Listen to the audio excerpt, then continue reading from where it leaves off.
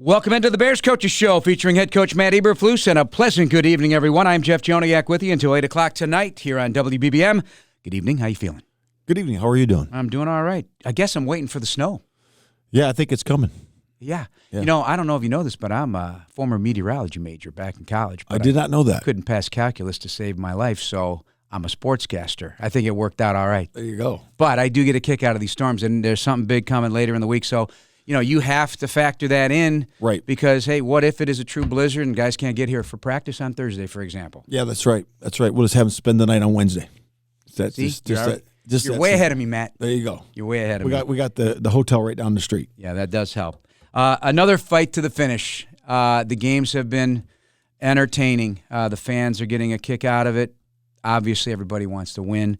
But another loss, and one that kind of needs to be put in context, in my opinion, because while you have a roster for a reason, a deep roster, it gets hit with injury during the course of a game, and you got to adjust. You played the best team in the league.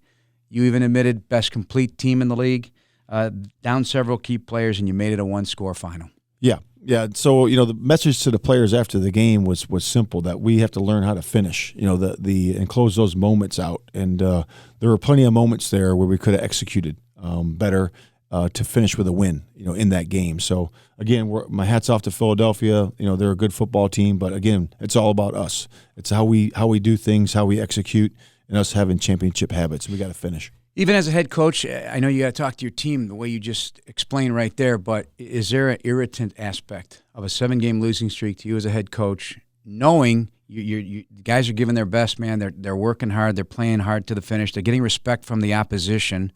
Does it weigh on you a little bit? Because are you even tired of saying the same old thing that we're not finishing games? Yeah, no. I mean, because I think that we're growing. I also think in the same respect, I think we're growing a lot. We are getting there. And it's guys are learning in the moments, So our quarterback's learning every single time. It was great to see him take that drive down there in a minute 37, to score a touchdown late. I thought that was great operation, and he did a nice job finding a wide open BP. So that was cool. And our defense, our defense is playing better than the last 2 weeks. Our run defense was really good. Yesterday, the takeaways were awesome, and we expect to have that every single week. So there's moments in there. There's a lot of good things we're doing, too. So we're growing before our eyes. The Athletic, a publication, John Greenberg, the columnist, wrote, the Bears might not be learning how to win, but they're developing in these losses, and that's your point. And I think that's a proper heading. Yeah, I would say that's a good heading, because we are developing as we go here. And, again, we're getting a good chance to see a lot of players. We got a chance to see, Leatherwood yesterday, Braxton again, was solid. And, so we're getting a chance to see a lot of these guys.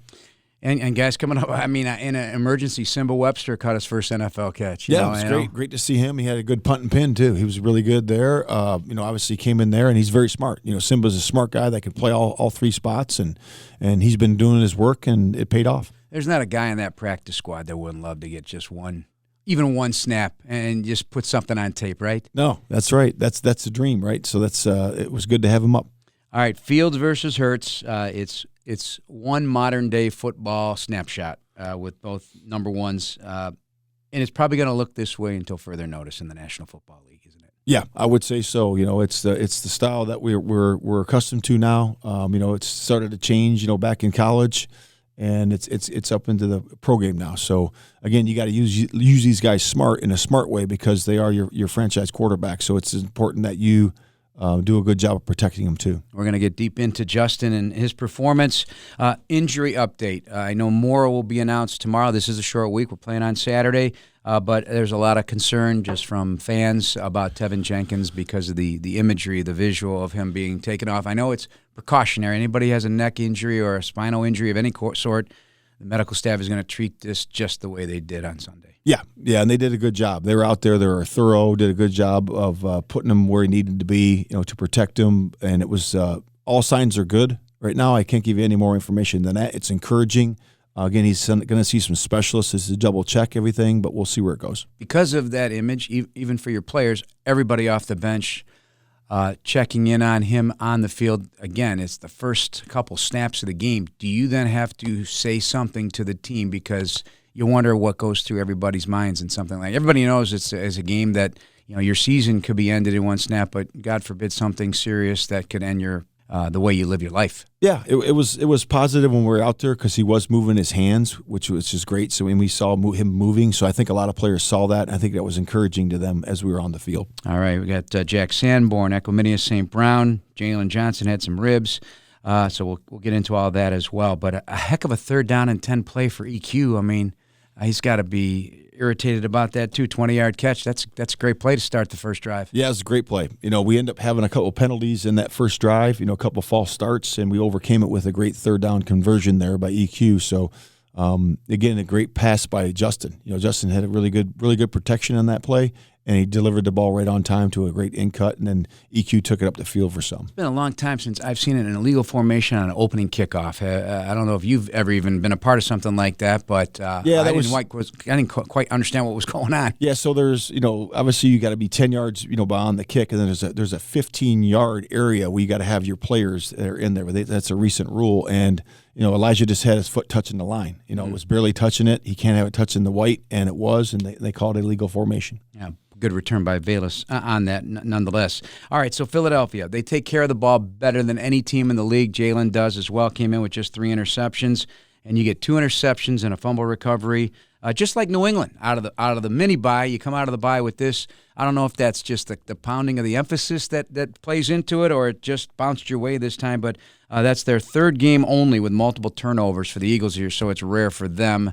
And good for the Bears. I'm sure you're pleased with that aspect of the defense. It's great to have Gordon back, and a lot of times that's players. Players make plays, and Gordon certainly made a couple nice plays on the ball, with that recovered fumble and the interception, and then DHC, what a great play he had by, getting over there. He's middle of the field guy.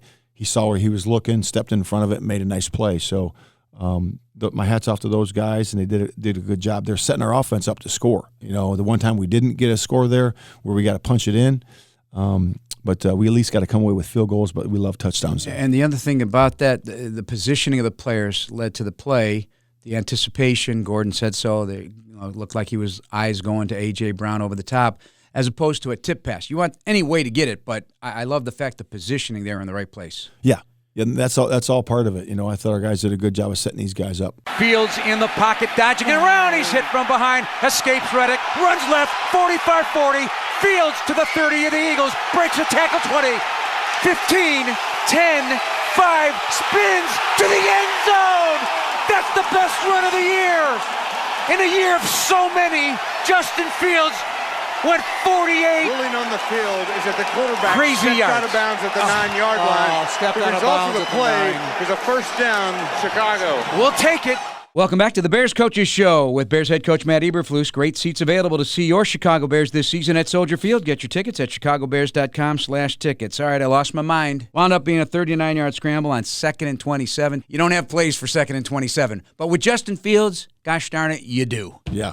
It's, it was a really good play by him, obviously. So on that play, Hassan Reddick ended up making an inside move and then kind of doing a Dwight Freeney spin back to the outside and ended up getting him a little bit too high, and he shrugged him off. He threw him off of there, and then he took off. So what a dynamic run there.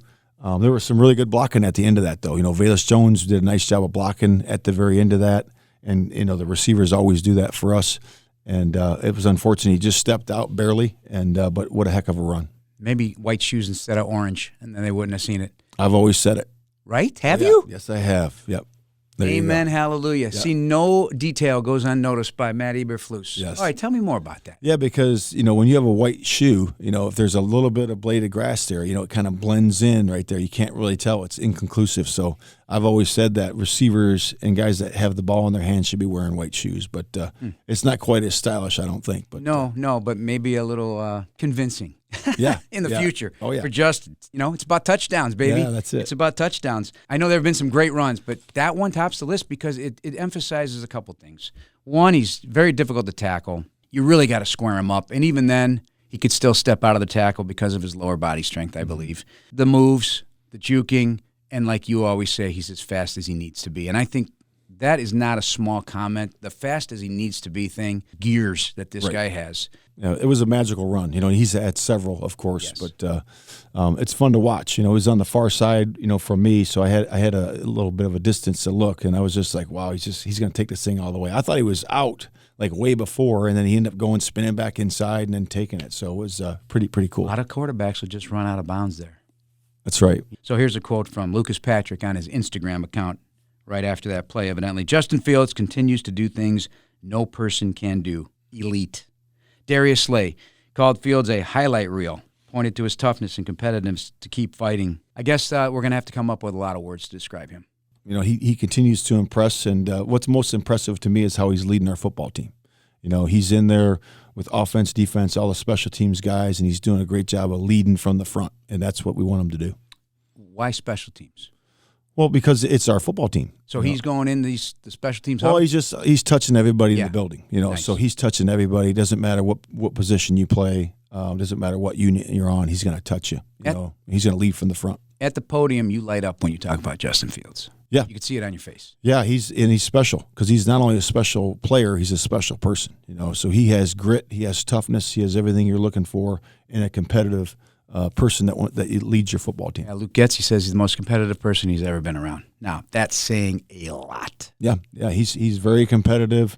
He ranks up there with the best of them for sure. All right, let's talk about his passing. He was finished at a 119.5 quarterback rating, second highest in the league this week. Monday Night Football yet to come. Without four of his top receivers, sacked 6 times, and against the number one quarterback-rated defense in the NFL, 14-21. I know the sacks knocked down the overall net yardage, but Right. 2 passing touchdowns. Where was there anything of substance yesterday of concern about the way he played? Maybe the short passing game still, some of those throws? It was windy out there Yeah. for sure. When you throw in different directions out there, the wind was playing with the ball for sure. In certain directions, as you guys know, the wind swirls there in Bear Stadium at Soldier Field, but certainly he's got to make those better a little bit. But overall, really a good performance by him. So he sets the single-season record for the Bears. He hits 1,000, one of 3 quarterbacks to do it. It's been done overall 4 times. Now chasing Lamar, 206 away. That's about 70 yards a game. He did the quick math. If he has a chance, he'd be great, but I think he'd rather win games. Yeah. Like I said, it's just more about us setting things up to win the football game. So if that's Justin, running the ball a few times or not as much, that's what we're going to do to win the game. All right, that pass rush of the Eagles, and this will be our last one before we take a break here. As you saw it on tape again against us, what were your thoughts? Yeah, I really noticed Reddick. I noticed Sweat. Hargrave. Those guys really popped out to me. In terms of the pass rush, they did a really good job of creating one-on-one situations. And there was a lot of good stunts in there. We saw. I thought they ran those really nice and violent. And we have to do a better job with passing those off. Kelsey on the ball, snaps it back to Hurts quickly. Hurts in the pocket with plenty of time, surveying, directing, now rolling to his right. Flag flies, throws, intercepted by Kyler Gordon. Backpedaling and picks it up.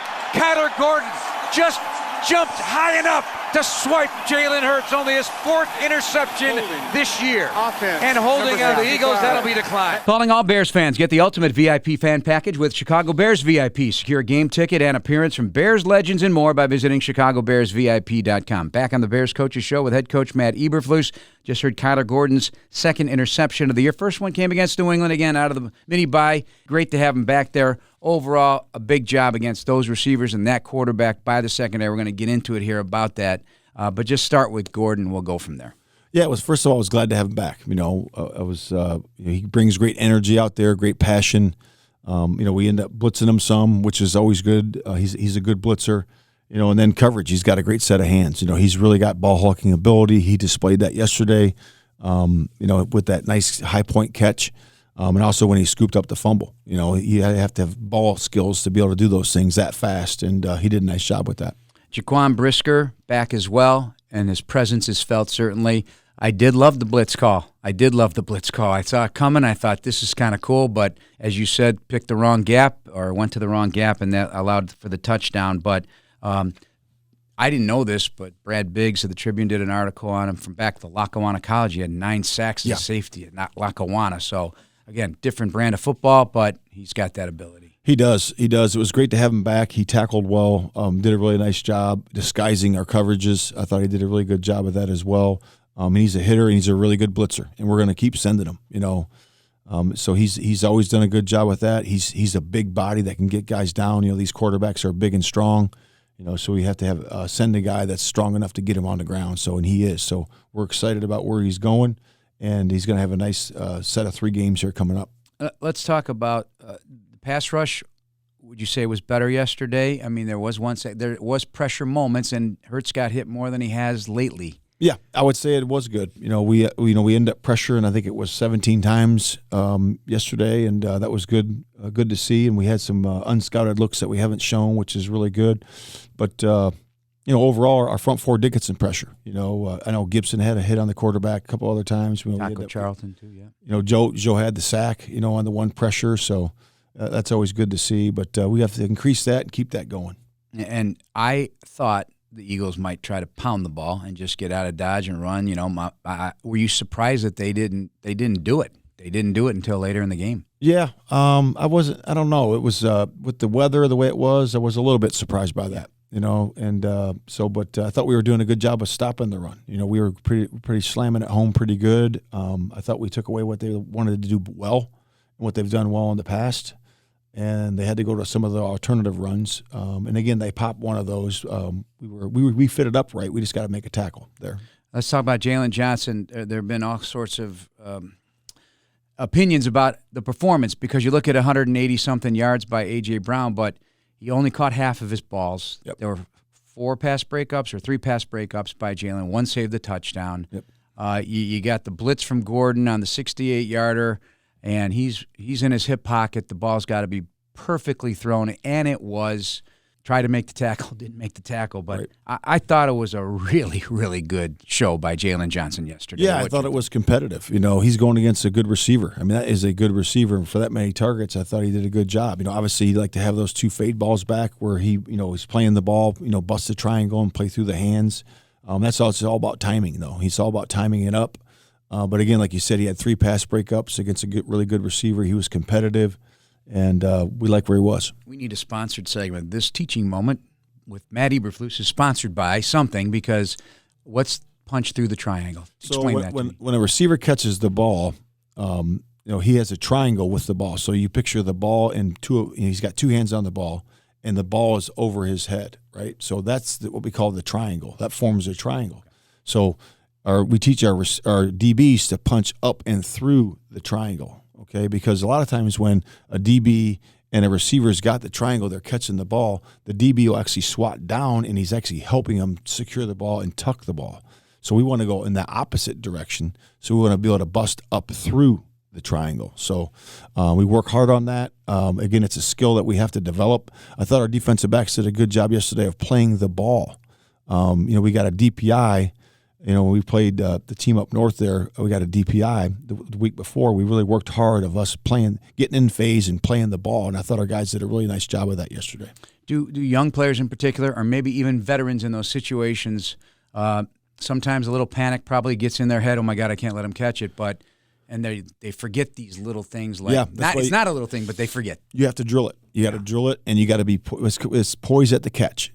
Poise at the catch point. You got to have poise there. You can't panic, and you got to punch through the triangle, look back for the ball, and make sure you don't get the DPI. And I thought our guys that are working to improve. Jalen Jones, too. Jalen Jones had a Yeah, I mean, I don't want to put words in your mouth. Yeah, no, Jalen was solid. He did a good job in there. Again, he was out there covering Smith half the time, and again, obviously another good talent. So we thought he played well. Takes the snap, pockets tight, gets away from pressure from Sue. Going to roll into his right, throws to a wide open Pringle to the end zone, touchdown. Caught it at the 2. Justin Fields found him as he was being chased by Sue, and a touchdown for the Bears. Welcome back to the Bears Coaches Show with head coach Matt Eberflus. Jeff Joniak with you until 8 o'clock tonight. There's the Pringle touchdown made possible because of the unique ability of Justin Fields to get that play going as long as he possibly can, forcing plaster coverage on the other end. And here he slips open, and bam, that's an important touchdown you mentioned earlier in the show. Yeah, that was a really good drive. I think it was 137 off the board there, so it was quick. I thought the guys operated fast. That was so good for us to be able to do that in that moment. And again, if we'd have got that onside kick, we would have had another chance to get it going there too, and I think we would have done a good job. But on that particular play, they're playing quarters on the weak side and cover 2 on the strong side. So Justin scrambled to the cover 2 side and he ended up letting BP go because that was the zone side to it. And he ended up finding him at the end. And nice catch and easy walk-in. So it was good. That's while we're on the topic, the onside kick, the style of it and all of that. What did you think? Yeah, so it was the right call at that time. So we were, I think it was 2:43, I want to say. So that's under our mark. So we had one timeout. So we went with the spinner kick, which is good. And Cairo has done a really good job with that kick. That kick's hard to recover, when it gets there because it's kind of like, spins right there. It has to go 10 yards, obviously. But we like it to go 10.5. And we just got to operate there a little bit better. But he's hit that kick great in practice a bunch of times. Another thought on field here. The only quarterback throw for multiple touchdowns and no interceptions against the Eagles defense in a game this season. And now in his last 9, he's averaging 175 yards passing a game. Just the development continues. The confidence continues. Desire to get back on the field after cramping up continues. You got to be from where it started to where it is. And, you and the coaching staff deserve a lot of credit, too, because if I'm not mistaken, it was after the Washington game, he kind of went to him and said, hey, how can we help you? Yeah. Right? And if a player then sees that benefit of what's happened since, I mean, that's a voice for you in the locker room. Hey, guys, these coaches want to help us. Yeah, it was a really good meeting that him and I had. I pulled him in right after the Washington game, because I could sense some frustration, from him. Obviously we had that really good drive at the end, and we couldn't punch it in at the end to win it. Obviously 2 good throws by him at the end there, but I could sense that. So I just talked to him about, hey, the leadership, of the head football coach and the leadership of the quarterback has to be, really good in times of adversity. And since that moment, we've had that conversation, and he's done a really good job of staying steady, staying positive, and really uplifting his teammates through challenging them and also modeling the behavior. And what do I mean by that? The hard work, the grit, the focus, the determination he has every single day he comes into the building. I'm assuming you're still carrying on these conversations with him as well. Absolutely, yep. We meet. I'm obviously in the quarterback meetings, most of the time, and him and I have conversations every week. What would you say to Velus Jones Jr. right now? Velus did not hold on to the football on that play. It's a physical mistake. Got to protect the football, but the trust factor is, something that is important here too. You got to trust in him. He's got to trust in his coaches. I mean, the whole thing. What would you say to him right now? I would just say go back to the fundamentals. What you see in practice is what you're going to see in the game. So, when you're running a reverse or catching the ball on the perimeter, obviously you put the ball in the outside arm, which he had. It was in the outside arm. And then when you get to traffic, you want to put your clasp hand over your arm that you have the ball in. So all that means is that when we say 5 points of pressure, we're talking about, the fingertips, the palm, the wrist, the bicep, and then the rib cage. That's your 5 points of pressure that you have on the ball. So when you're running with the ball, you have to maintain those 5 points of pressure. Okay. And then when you get into traffic, you take your other hand and you put the clasp hand over your wrist. So that way you have 2 hands on the football that is securing the football as you get through traffic. And, right there, as you look at it, the ball was off the rib cage, and he ended up hitting it. Hassan Riddick ended up hitting it with his shoulder pad, and the ball ended up popping out the backside there. So we just have to do a better job with the fundamentals. Well, like you always say, you don't walk by mistakes. Okay, it's his first offensive fumble, not a muff punt, but you can't because you got to correct it now because sometimes it becomes a scouting report. Hey, this guy's a fumbler. This guy's this, and it carries with a guy throughout his whole career. Yeah, and it will carry with you. And of course, me being my background in defense, we certainly chart those things and show those things to our guys, and the guys get a little bit thirsty when that happens when they see it. So he's going to have to correct it, and we'll correct it as coaches too. Hurts to throw. He is intercepted. Picked up by DHC at the 43-yard line of the Eagles. Running right to the 35. Middle of the field at the 30. Can't break the tackle, but he threw it right to DHC. The Bears matchup with the Eagles is brought to you by United Airlines, official airline of the Chicago Bears. Welcome back to the Bears Coaches Show. Matt Eberflus, Jeff Joniak. By the way, stop by the Miller Lite Ultimate Tailgate located at the Field Museum, open for Bears fans of all ages, 2 hours pregame and 1 hour postgame Christmas Eve against the Buffalo Bills. 3rd career interception for DHC. And whenever you get him on the field, he always does something positive, whether it be leadership or an actual play or tackle, special teams, always around the ball, it seems. Through his entire time here in his 7 years, there's always something good from DHC. Yeah, he did a really good job. He's done solid and good when he's been in there. obviously losing Eddie, and him having to step up there.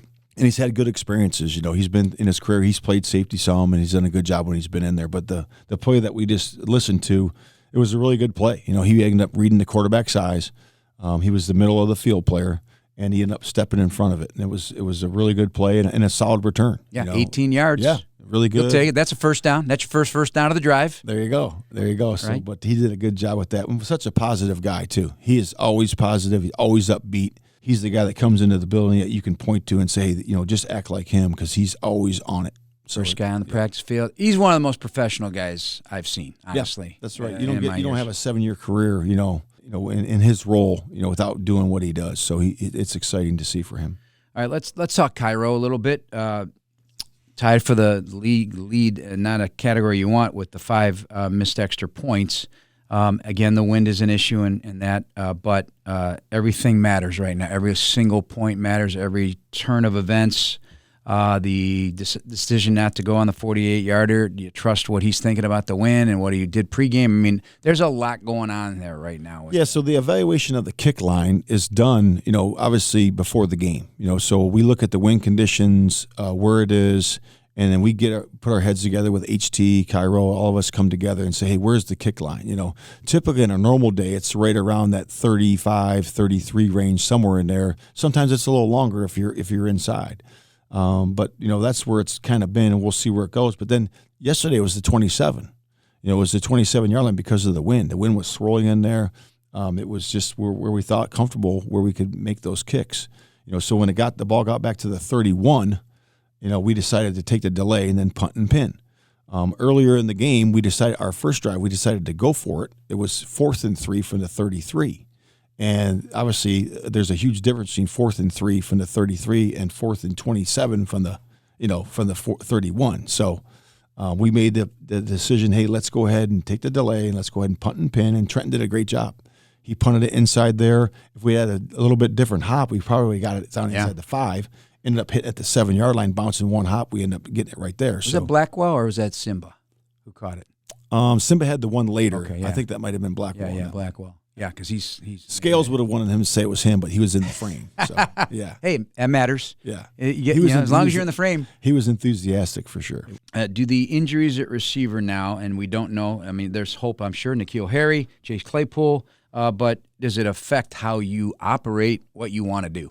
Yeah, we'll see. We'll see where it goes right now. So, we got question mark on Clay, and then, obviously Harry, and obviously EQ. So there's 3 question marks there. So, again, we'll get those things answered earlier in the week, and we'll see where it goes.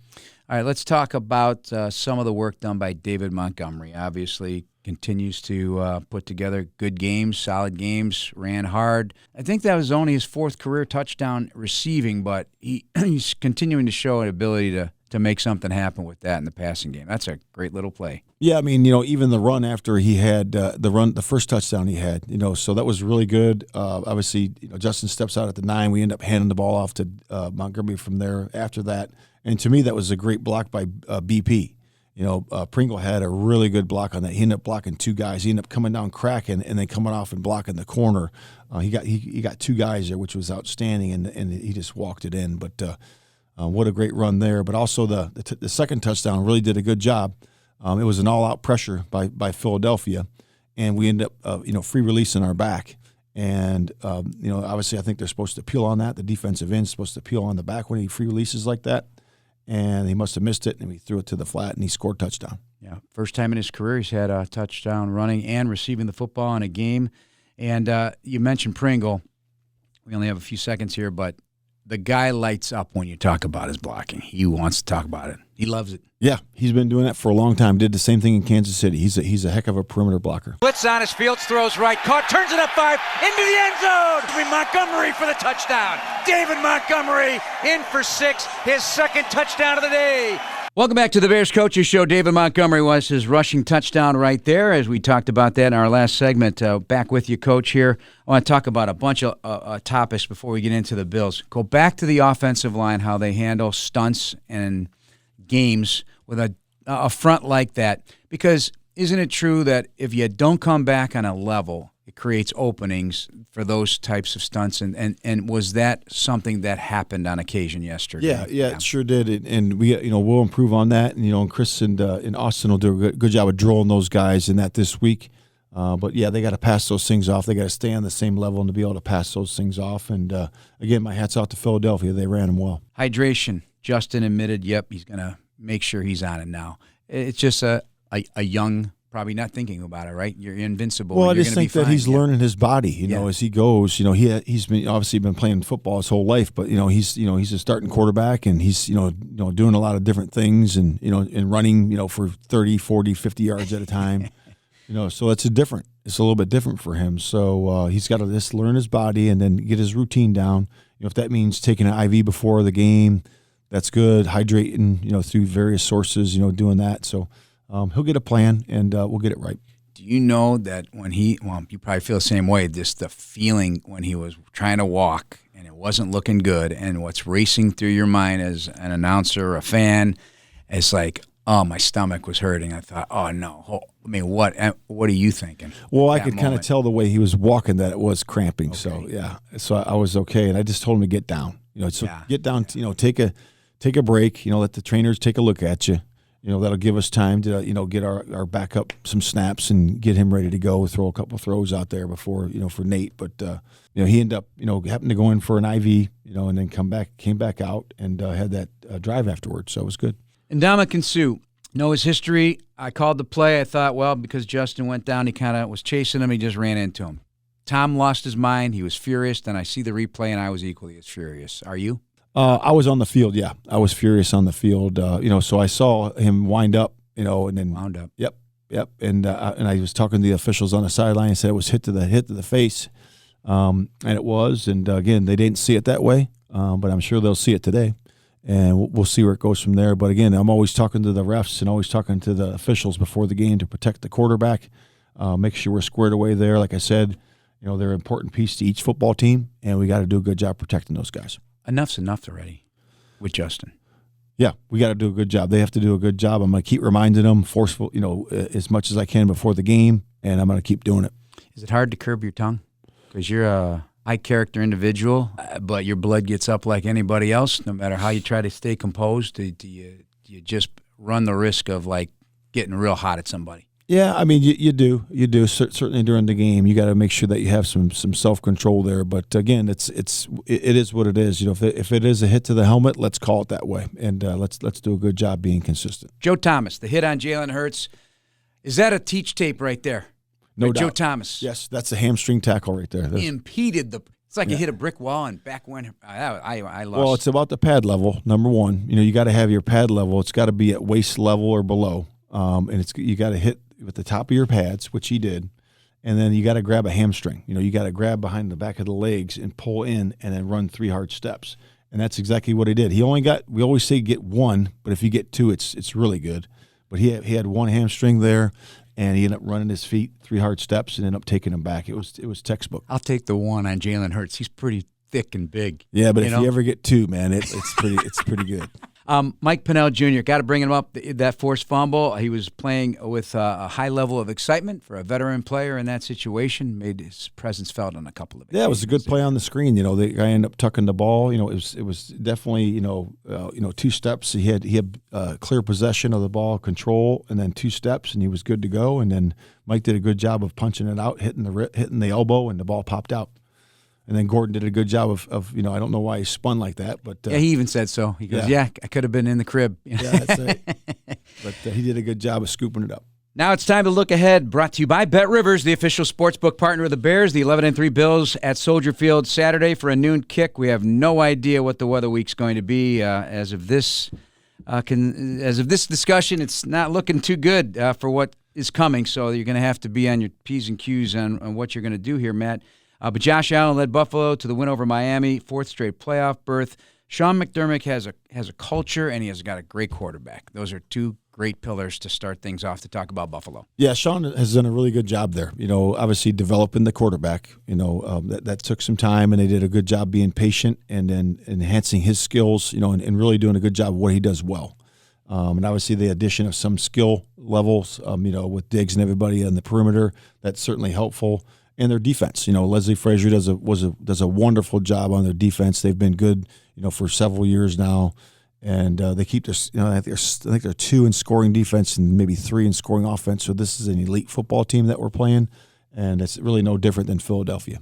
All 8 of their defensive linemen have a sack. I did the math. They've combined for 24, 65 hits on the quarterback, 33 tackles for loss, 6 forced fumbles, and 16 pass breakups. The reason I bring it up, everybody knows who the Eagles' names are, but we're talking about guys that these are not considered elite star players right now. Von Miller's out. He's a linebacker, but Greg Rousseau, Shaq Lawson, A.J. Epinesa, Daquan Jones, Ed Oliver, who leads the team in hits.